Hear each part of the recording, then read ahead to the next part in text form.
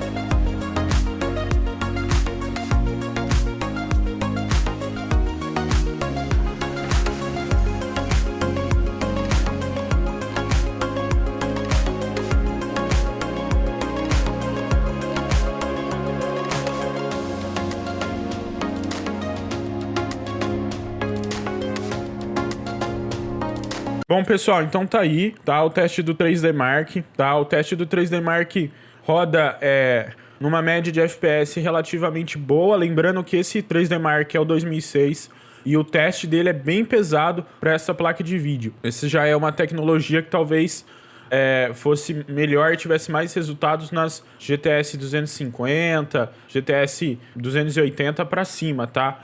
Não essas 9600, tá? Mas, de qualquer forma, o FPS é legal e na configuração padrão do 3D Mark, tá? Então isso quer dizer que nos jogos a gente vai ter um bom desempenho, até porque esse é um 3D Mark 2006 e a maioria dos jogos que a gente vai rodar é mais antigo que as tecnologias que são usadas nessa versão do 3D Mark. Talvez se a gente colocasse um 3D Mark 2003 ou 2005, se eu não me engano, tem... talvez o resultado fosse mais parecido com os jogos que a gente vai testar, tá bom? Então, somado a isso, ele tem uma média de FPS aí no 3D Mark de 30 FPS, 40 e mínimos aí que chegam a próximo dos 10 FPS, tá? De qualquer forma, o teste se mostrou bem estável, a temperatura da placa de vídeo ficou bem estável, ela tem um cooler bem legal aí, eu não sei se vocês viram, tá? Então a temperatura dela se manteve dentro dos 50 graus. E o desempenho geral é muito bom, muito legal mesmo, tá? Eu achei bem legal e vamos ver os jogos, né?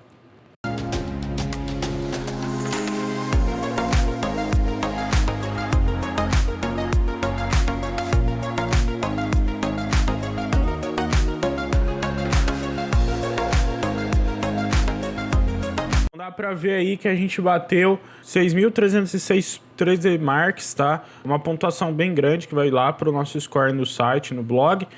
E uma pontuação bem legal para esse setup. Os jogos aí, falando de Driver Parallel Lines, tá? Um jogo que, pra época, tinha os gráficos relativamente pesados, tá? Usava muito shader, muita sombra, tá? Muito efeito de partículas. Ele tinha uma dinâmica de física muito legal. A dinâmica de quando você bate o carro e ele danifica o carro também era muito legal. Que, na minha opinião, era melhor que títulos como GTA San Andreas, tá? Era um jogo relativamente bem pesado e nessa máquina a gente tem uma média de FPS beirando ali os 50 FPS por segundo, com altos de até 60 frames por segundo e baixos que beiram os 45 frames por segundo. Lembrando que eu tô com o V-Sync habilitado, tá? Sem o V-Sync habilitado, eu acredito que o FPS não ficaria limitado a 60, ele subiria para 100, 120. Mas é isso aí, galera. Olha só, o jogo ficou muito jogável, dá pra jogar numa boa. Eu sou um fã de Driver Parallel Lines, na verdade da saga Driver, e eu gosto muito desse jogo e eu me diverti aqui por algumas horas testando essa máquina.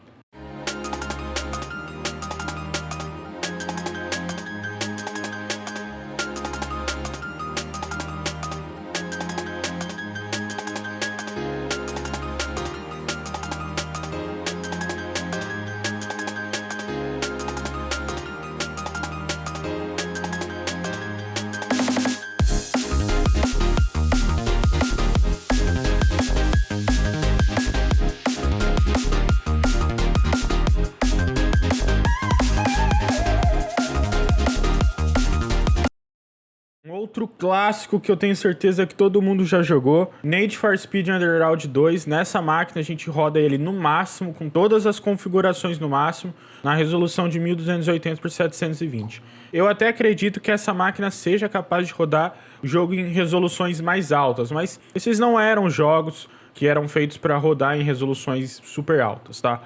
Até porque a gente nem tinha monitor para isso, tá? Pelo menos eu nunca tive monitor com uma resolução tão alta para rodar esses jogos, tá? Mas aqui no caso dessa máquina a gente consegue rodar esse jogo no máximo, tá? Com uma média de FPS de 60 frames por segundo, com altos de até 80 frames por segundo e baixos aí de 45 frames por segundo. O jogo é extremamente jogável e muito divertido, tá?